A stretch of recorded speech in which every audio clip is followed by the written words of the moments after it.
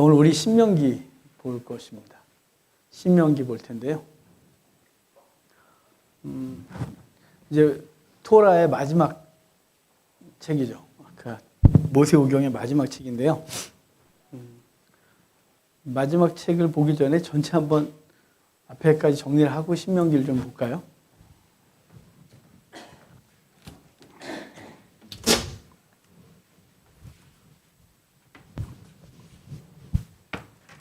창세기는 50장으로 되어 있잖아요. 창세기 50장으로 되어 있는데 이걸 단락을 나누는 게 1, 2, 6, 7, 7이었죠.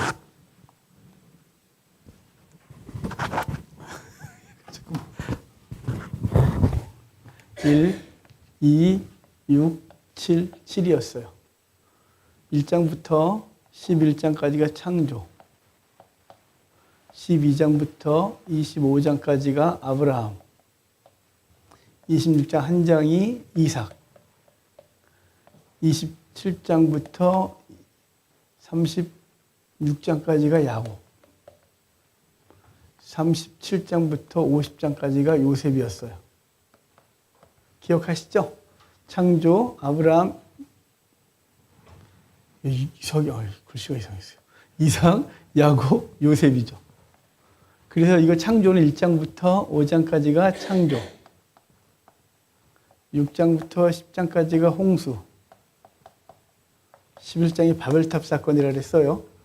창조를 세 개로 나누면. 그래서 이걸 기억할 때 창, 홍, 바, 아, 이, 야, 요 이렇게 기억하기로 했어요. 자, 창세기 1, 2, 6, 7, 7만 기억합시다. 그래서 창세기 전체 흐름이 1, 2, 6, 7, 7이었어요. 자, 그럼 출애굽기 볼까요? 출애굽기는 40장으로 되어 있었죠. 창세기는 50장으로 되어 있어요. 출애굽기는 40장으로 되어 있어요. 이걸 6장씩 끊기로 했죠. 그래서 6, 6, 6, 6, 6, 4, 6 이렇게 끊어져요. 그러니까 1장부터 6장까지, 7장부터 12장까지, 13장부터 18장까지, 19장부터 24장까지, 25장부터 30장까지, 31장부터 34장까지, 35장부터 40장까지. 더하기 잘못한 줄 알고 머리가 정신없었어요. 6개씩 더해가야 되는데 틀리면 큰일 난다. 이러면서. 자, 6장씩 끊어져요. 출애굽기는. 그래서 사건 덩어리죠.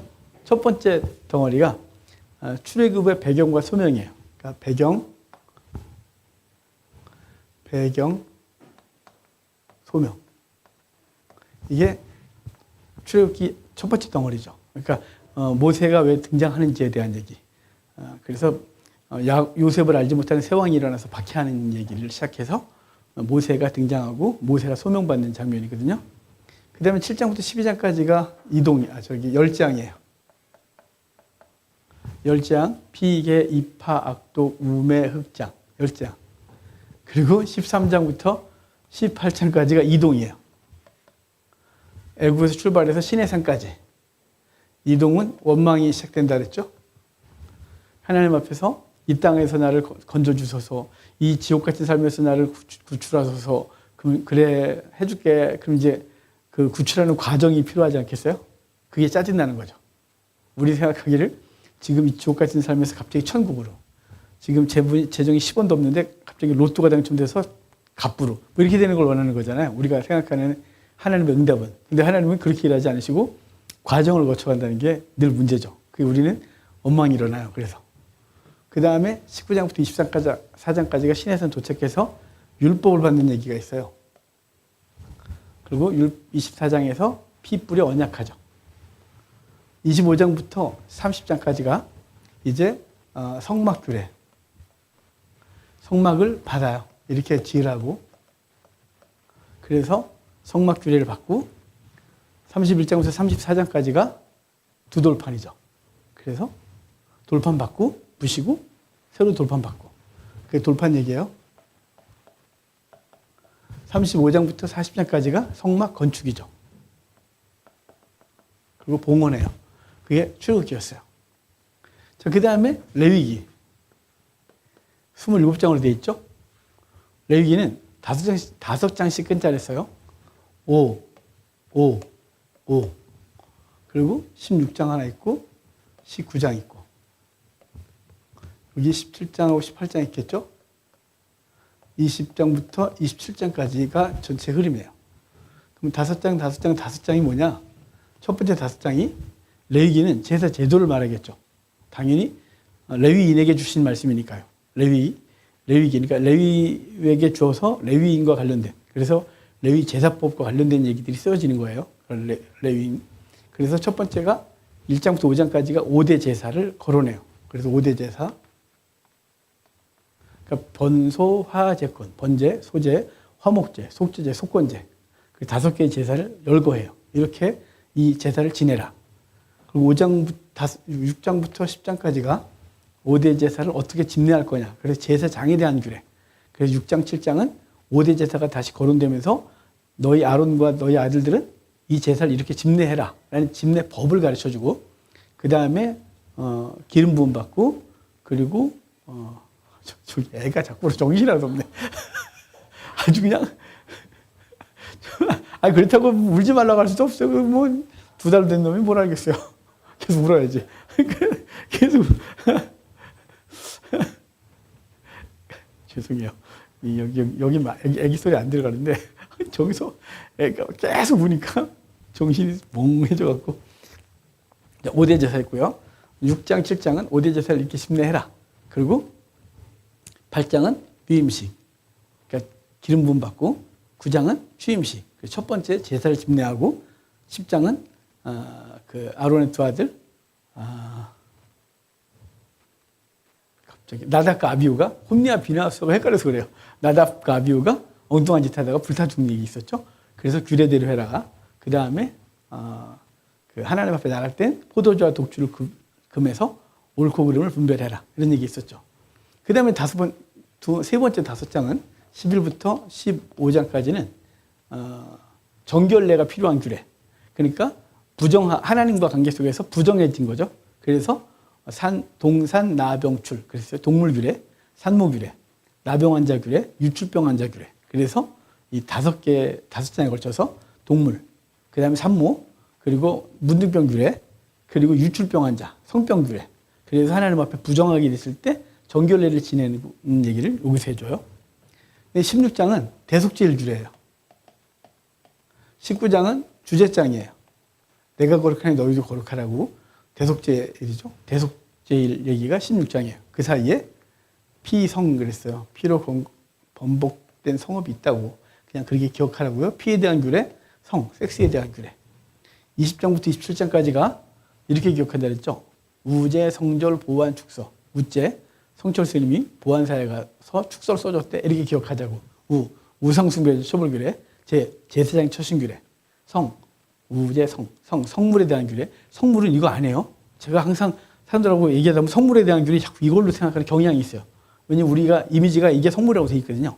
이거 아니고 제물. 하나님 앞에 드린 제물을 성물이라 그래요. 그러니까 양, 염, 소 이런 거 있잖아요. 제물 함부로 건들지 마라. 먹을 사람이 따로 있고 아무나 먹으면 안 되고 이런 얘기. 그거 성물에 대한 규례. 우제, 성절, 절기에 대한 규례. 보복법, 안식년, 축복과 저주, 서원 규례. 그래서 우제, 성절, 보안, 축서 이렇게 기억하기로 한 게 레위기예요. 자, 여기까지 했어요.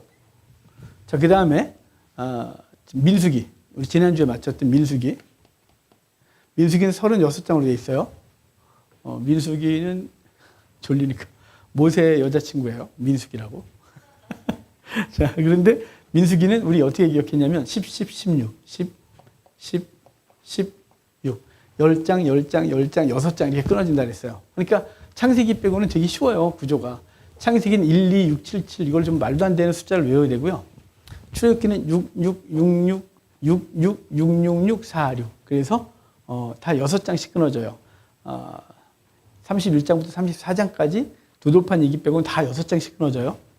자, 레위기는 5만 기억하자고 했어요. 그냥 뒤에 16장부터 있던 얘기들은 그냥 모든 백성들이 지켜야 될 규례라는 것으로 퉁치고, 근데 좀 세부적으로 하고 싶다 그러면 16장이 아사셀, 19장이 내가 거룩하니 너희도 거룩해라, 그 사이에 피성, 그리고 우제, 성절, 보안, 축서 이렇게 기억하자 그랬어요.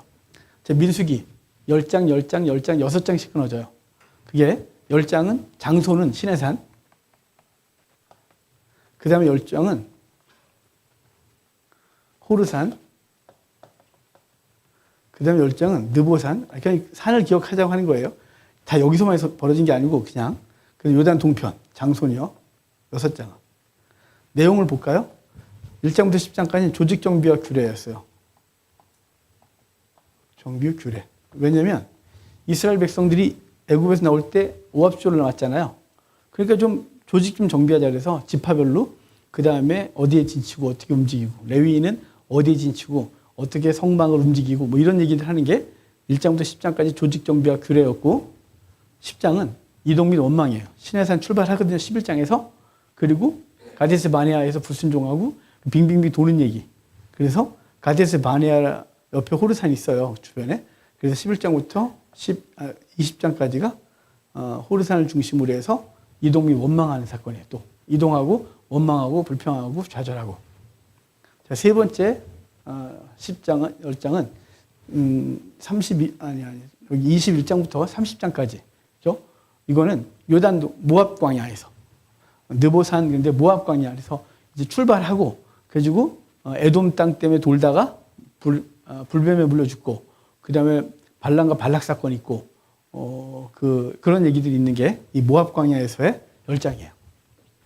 나머지 6장은 요단 땅 동편 땅 정복하고 그리고 두 지파 반에게 땅을 분배해주고 이런 얘기를 하는 게 민수기 마지막 6장이었죠. 그러니까 창세기 1, 2, 6, 7, 7, 출애굽기 66, 666, 46, 레위기 5, 5, 5, 그 민수기 10, 10, 16 이렇게 됐어요.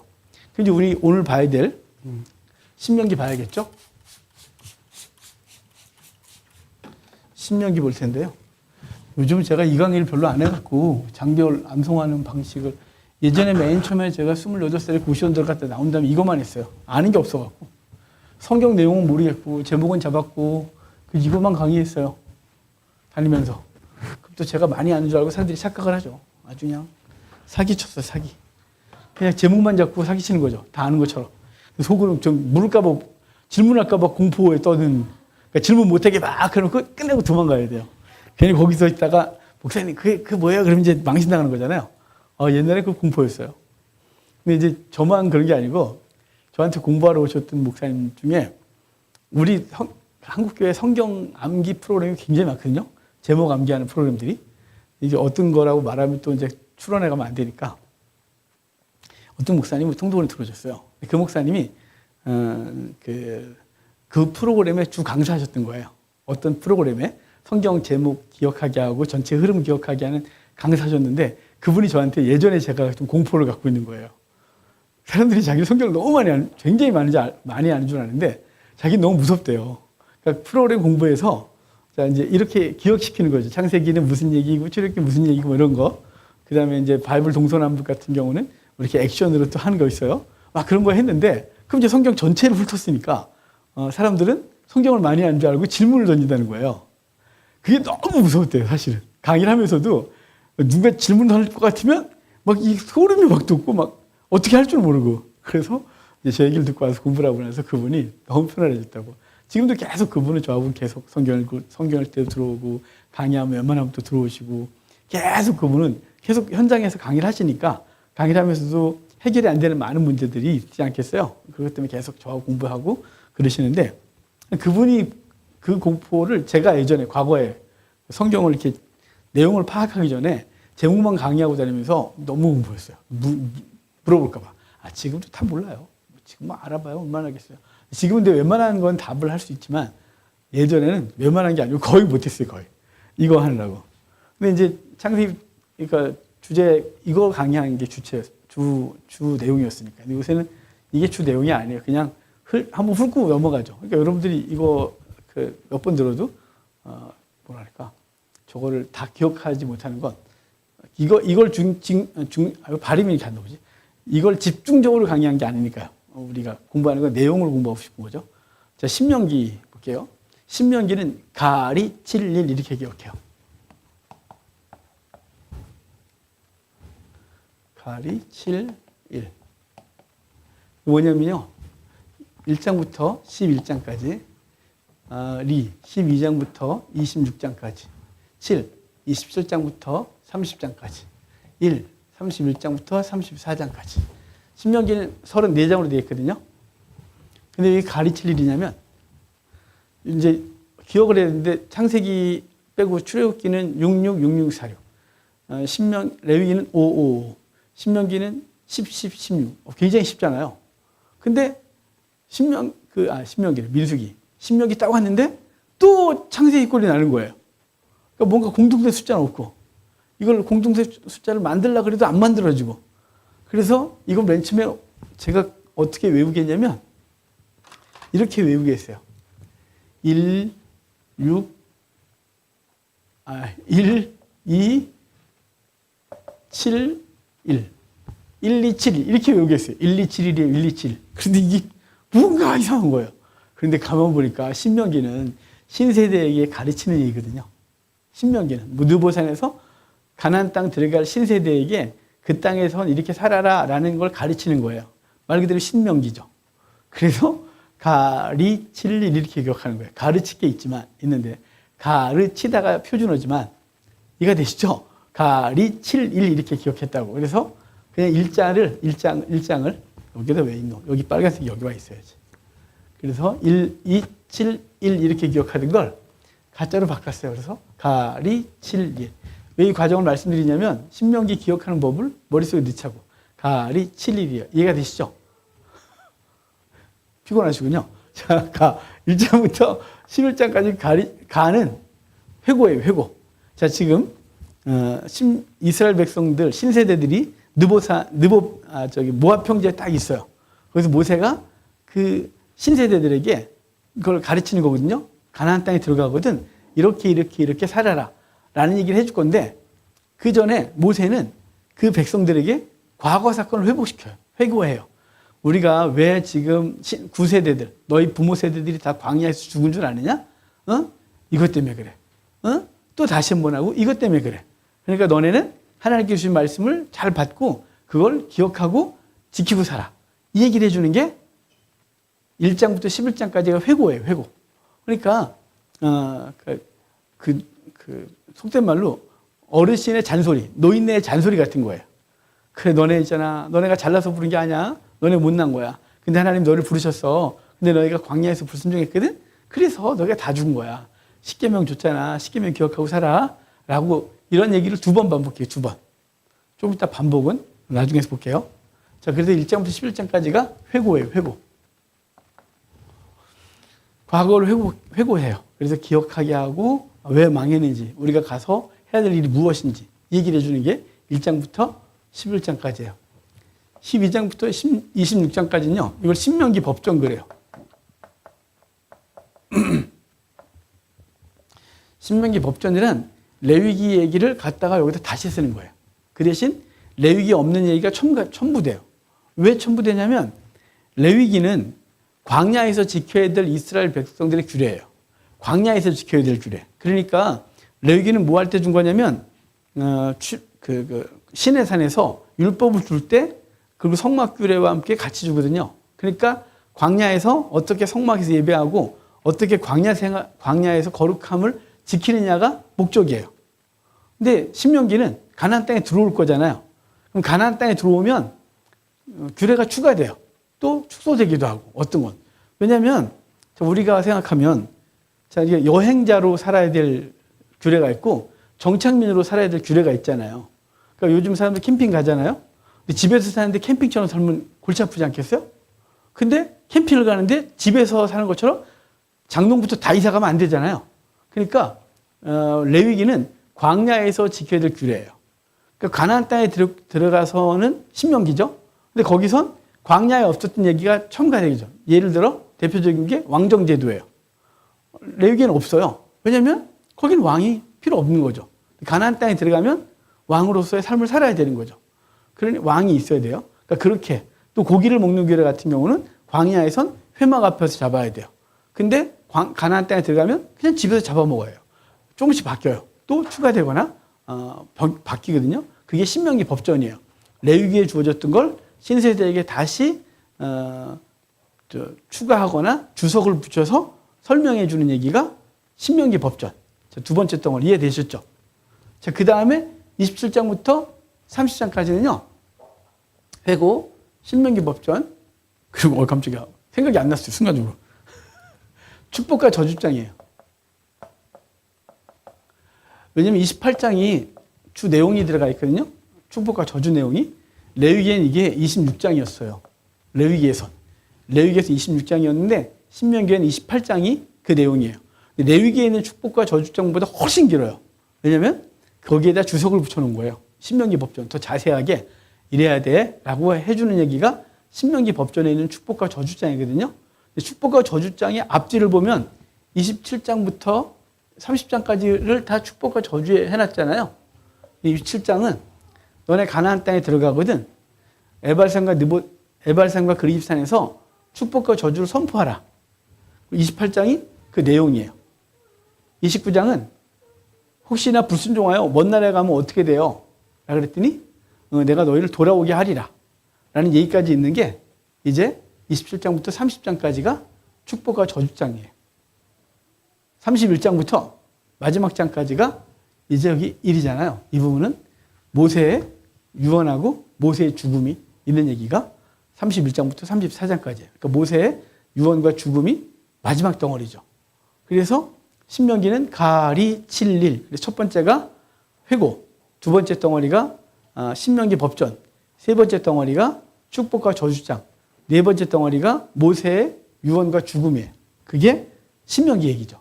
오늘 우리는 이 첫 번째 덩어리를 대략 볼 거예요. 왜냐하면 이건 이미 이 내용들은 다 어디서 우리가 봤냐면 이미 민수기까지 오면서 다 했던 얘기들이에요. 회고니까요.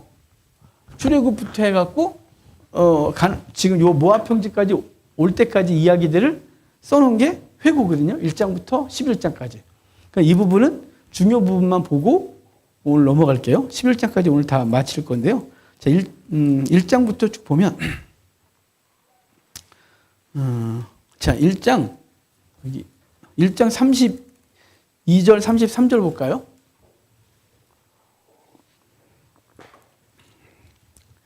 이 일에 너희가 너희 하나님 여호와를 믿지 아니하였도다.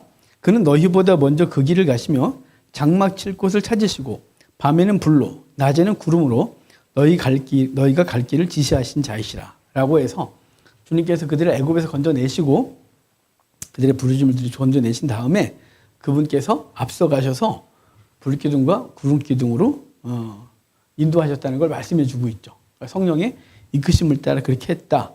그리고 34절부터가 이제 그들의 불순종 때문에 36절에 오직 여분네 아들 갈렙, 그리고 38절에 내 앞에 서 있는 눈의 아들 여호수아, 이 둘이 가나안 땅에 들어가게 됐다라는 얘기를 해주죠. 회고 부분 보는 거예요. 자, 그 다음에 이제 2장에 각 여러 나라들 얘기는 좀 빼놓고 3장도 그 2장 3장이 그 정복한 그러니까 모압, 에돔, 모압, 암몬, 에돔 그리고 여기 이제 요단 동편 정복 얘기를 해놓는 거예요. 자, 4장으로 갈게요. 4장 9절 볼까요? 이제 가나안 땅에 들어가면 너네가 어떻게 살아야 되느냐라고 하는 거죠. 오직 너는 스스로 삼가며 내 마음을 힘써 지키라. 그리하여 내가 눈으로 본 그 일을 잊어버리지 말라. 내가 생존하는 날 동안에 그 일들이 내 마음에서 떠나지 않도록 조심하라. 너는 그 일들을 내 아들들과 내 손자들에게 알게 해라. 그래서 그 회고하고 이걸 자녀들에게 가르쳐주는 게 일이라는 거예요. 그러니까 우리는 왜 구약을 공부하냐? 구약을 통해서 뭘 보냐면 하나님의 일하심을 기억하고 보게 하는 거예요. 그러니까 구약을 왜 공부해가 아니라 구약의 하나님의 역사를 보고 구약을 통해서 그리스도를 보거든요. 그래서 이걸 가르쳐야 되는 거예요. 자, 또 볼게요.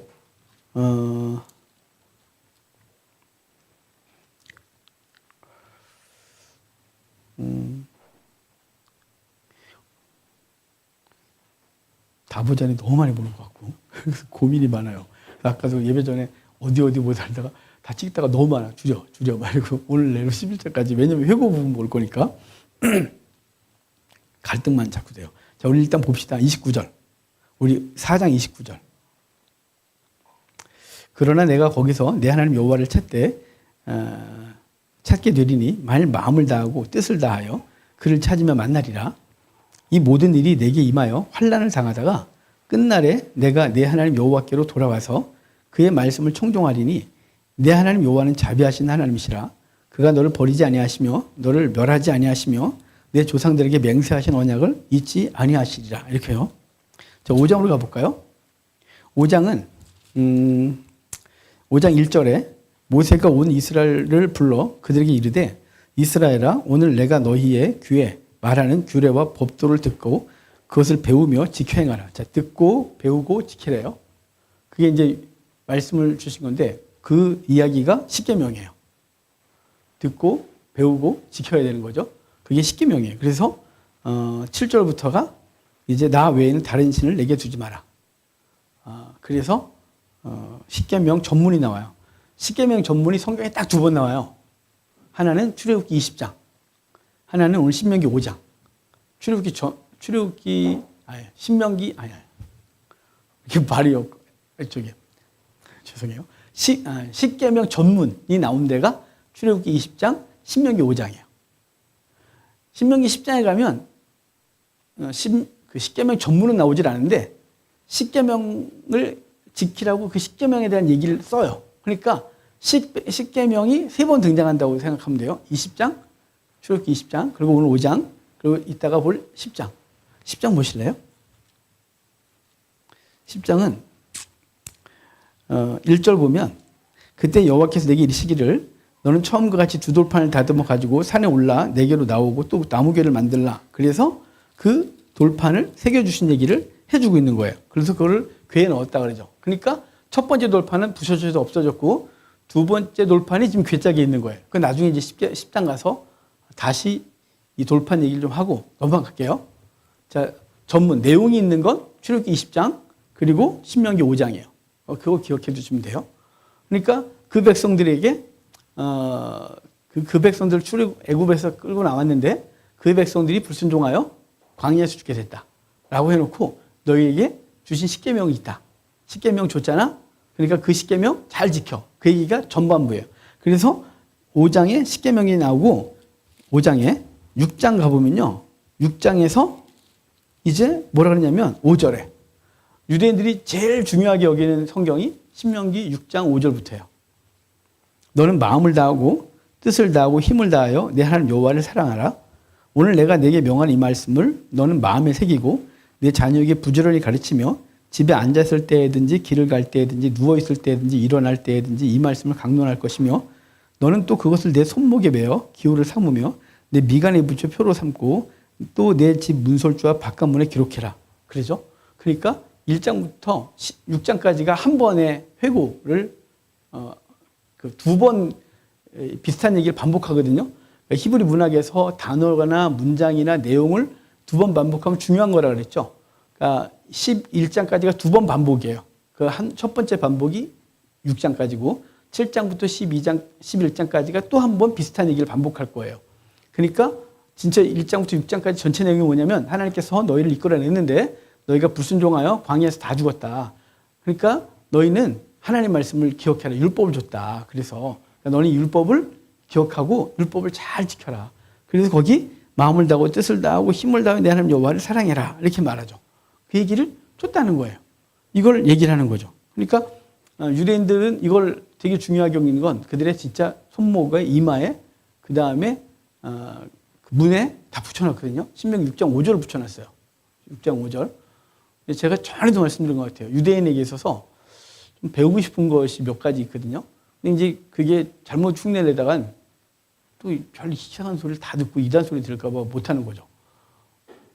문설주에 붙이는 걸 매주자라 그래요. 문에. 그러니까 대문에 붙이고 현관문에 붙이고 그다음 무슨 박물관 문에 붙이고 우리 교회 같으면 교회 앞에 붙이고 문마다 다 붙여요. 그거 이렇게 들어갈 때마다 거기다 손을 대고 키스한다 그랬잖아요. 거기다 대고 직접 키스하는 거 아니고요.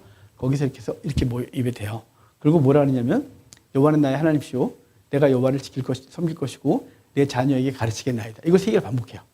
그러니까 여호와는 나의 하나님이시고 내가 여호와를 섬길 것이고 내 자녀에게 가르치겠나이다. 이거를 그거 할 때마다 하는 거예요. 여러분 문을 오늘 몇 번 다니셨어요? 그 문을 들락거릴 때마다 하는 거예요. 그러니까 그럼 이게 세뇌가 되는 거죠, 세뇌. 그리고 그 유대인들의 그 쓰고 다니는 거 키파 있죠, 키파. 그러니까 빵똥 모자. 그 뭐 상경과 상관도 없고 또 뭐 어떤 재료로 썼냐 상관없어요. 그냥 동그랗게 여기 정수리를 가리는 거예요. 그게 의미가 뭐냐면 내 위에 하나님 계십니다. 내가 하나님 아래에 있습니다. 이걸 아침에 남자들이 샤워하고 머리 말리고 그다음에 그 핀 있잖아요. 여자들 이렇게 그 핀으로 여기다 놓고 고정을 시켜요. 이렇게 양쪽에서. 그래서 그 이스라엘의 남자 군인들도 종종 이거 쓰고 있거든요. 전투복 벗으면 여기에 그거 있어요. 그리고 지나가다가 이스라엘 신앙을 지키는 사람들 보면 이거 쓰고 다니거든요. 이스라엘 애들처럼. 그거는 아침에 눈 뜨면 그거부터 붙이는 거예요. 내 위에 하나님이 계시다. 난 하나님 아래에 있다. 여러분, 이걸 아침에 그 의미로 그걸 하고 있는 게 얼마나 경건해요. 생각해 보시죠. 아침에 우리 새벽 기도 하시는 분들은 기도하고 하루를 맡기고 주의 인도하시는 받잖아요.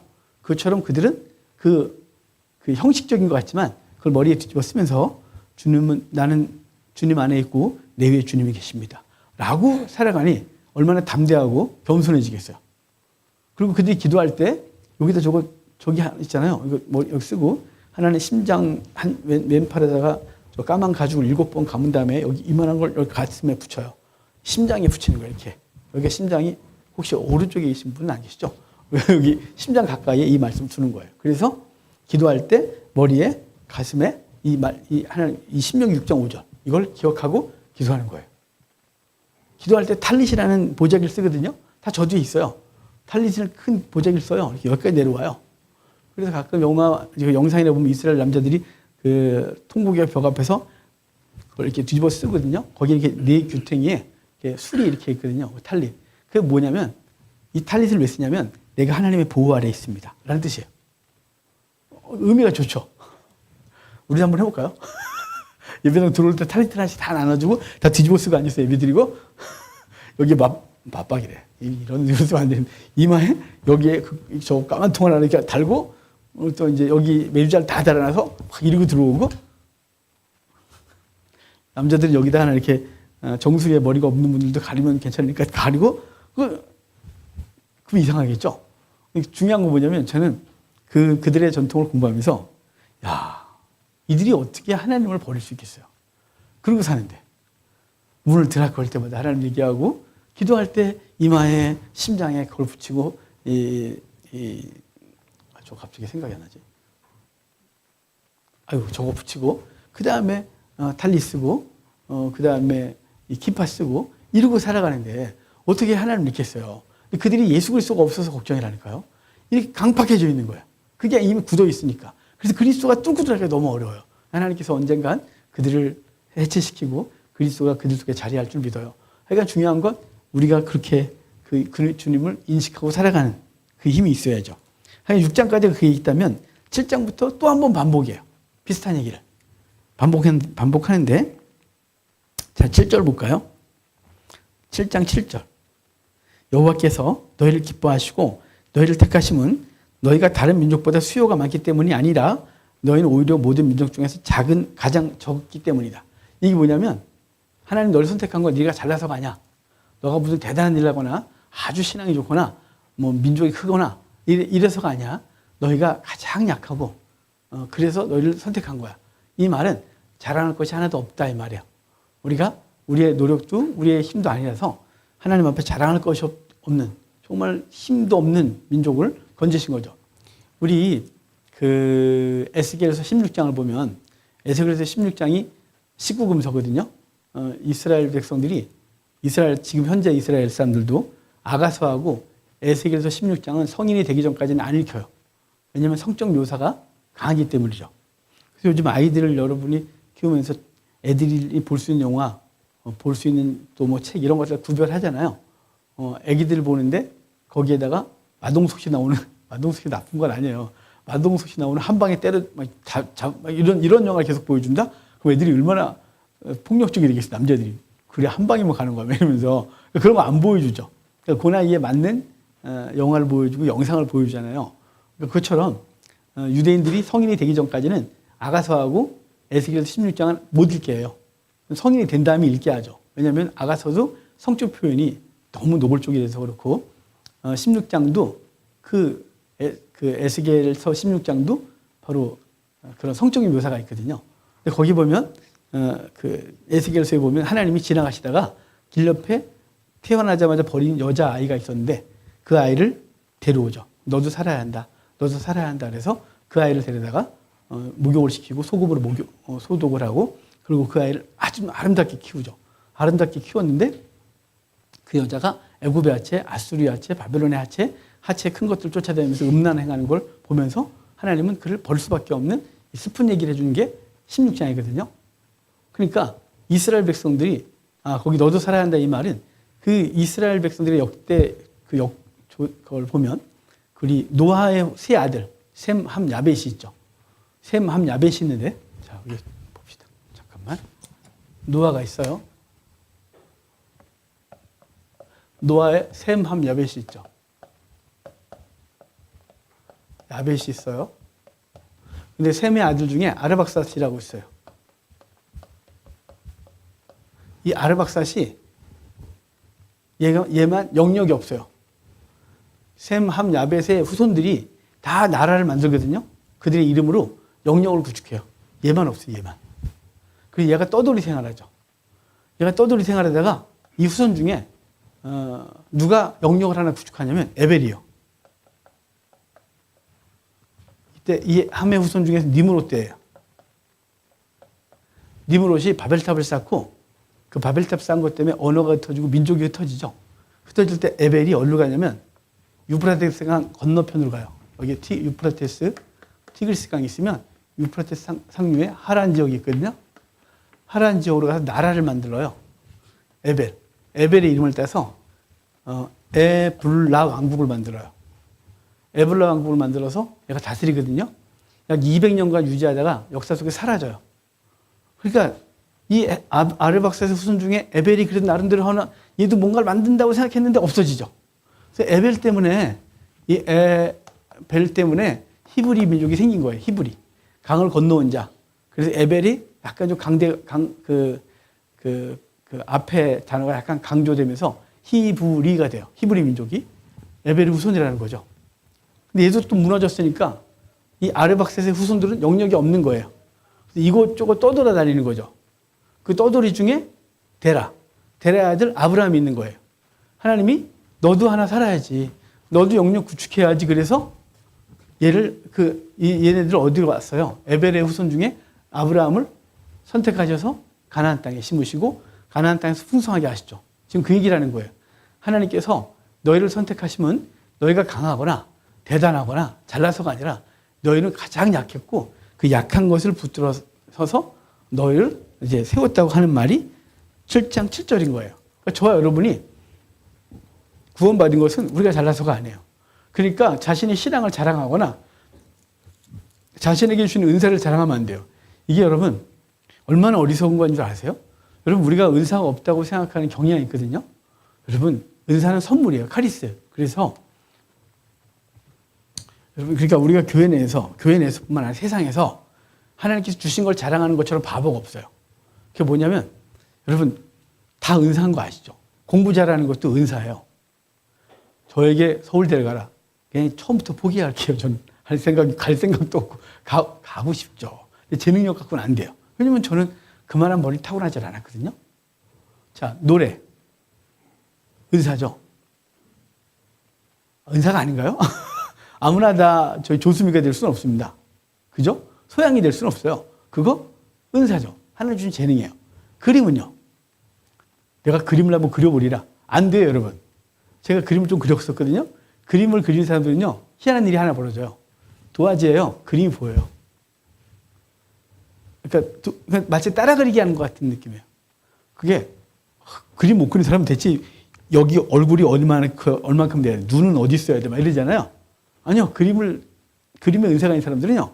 도화지에 배치가 돼 있어요. 이렇게 슉슉 그리죠. 이렇게. 왜냐면 그게 은사거든요. 자, 음악도 은사. 춤도 은사. 춤이래. 그림도 은사. 운동은요. 여러분, 우리가 아무리 빨리 달려도 100m를 10초 만에 달 수 있겠어요? 안 돼요. 다리를 찢어도 안 되고요. 벨짓을 달아도 안 돼요. 평균 남자들이 14초예요. 13초에서. 10초는 불가능. 은사하죠, 은사. 여러분, 노력한다고 해서 다, 우리, LA에 가 있는 누구죠? 손흥민이 되겠어요? 손광인 집사님을 할 뻔했어요. 손흥민 되겠어요? 안 되죠. 은사예요. 자, 공부, 은사. 그림, 은사. 음악, 은사. 춤, 은사. 운동, 은사. 사업은요? 사업에 재능인 사람이 있어요. 보는 것마다 돈으로 보이는 사람이 있어요. 아, 이거 돈 되겠는데, 이거요. 은사. 자, 그럼 이 세상에서 잘 된 건 다 뭐 때문이에요? 은사. 아, 이게 되세요, 지금? 내가 노력한다고 되는 게 아니죠. 아, 타고난 게 있는 거예요. 타고난 거. 그 타고난 것을 조금 더해서 거기 가 있는 거예요. 은사가 없는데 그거 한다고 되는 게 아니란 말이죠. 그러면 우리가 자랑할 게 아니라는 거죠. 내가 세상에서 잘 나가는 거? 자랑? 아니죠. 이게 왜 자랑거리, 그게? 그건 자랑거리가 아니에요. 그건 타고난 거죠. 도리어 미안해야죠. 그 은사가 없는 사람들한테. 그리고 내가 은사를 받았으니까 은사가 없는 사람들을 도와야죠. 그게 은사 받은 사람들의 자세지. 자랑질하는 게 은사 받은 사람의 모습이 아니에요. 그러니까 이해가 되세요? 그러니까 이거는 잘하는 게 아니에요. 마치 이런 거예요.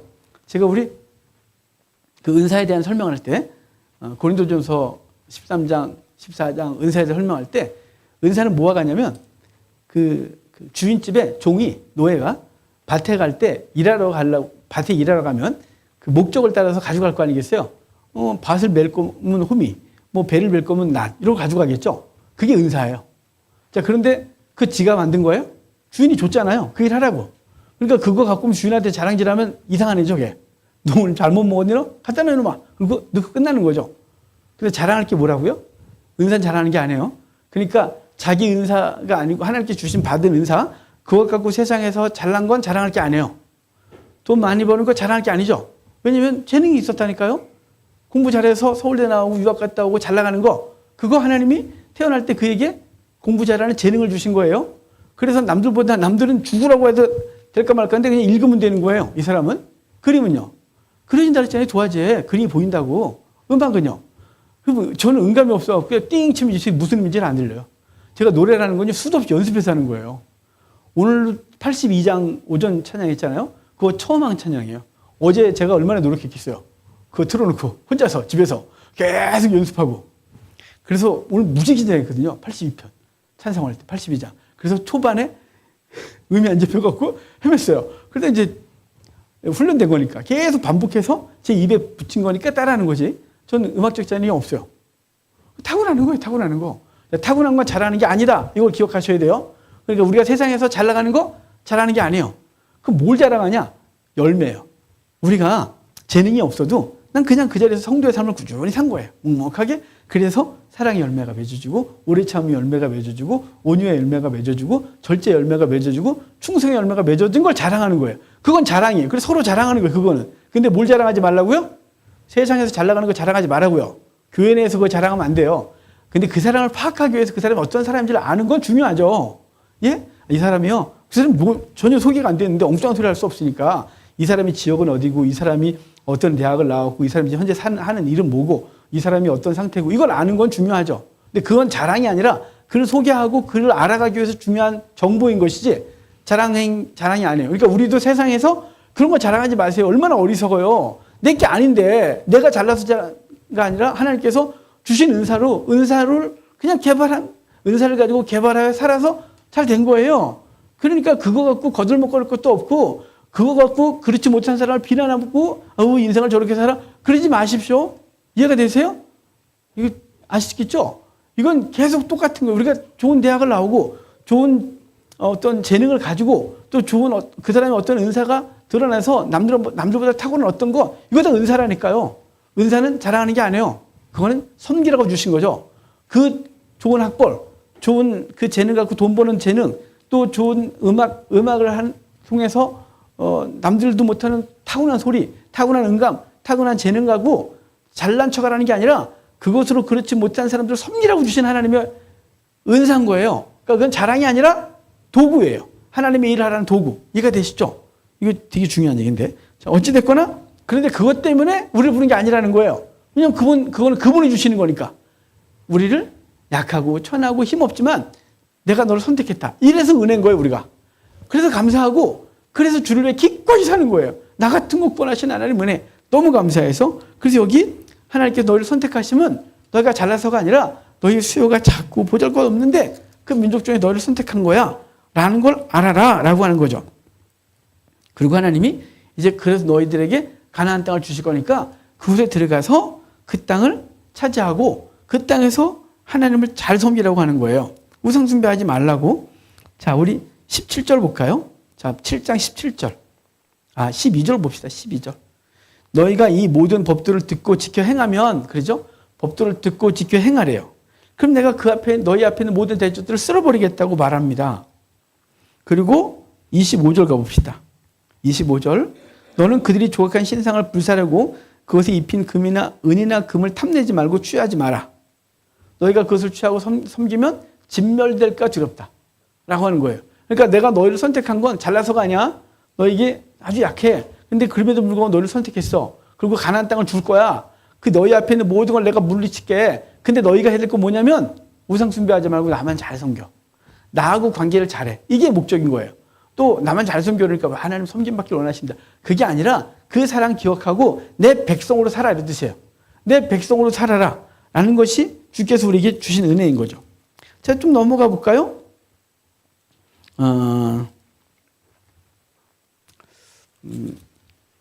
10장 아까 봤던 거.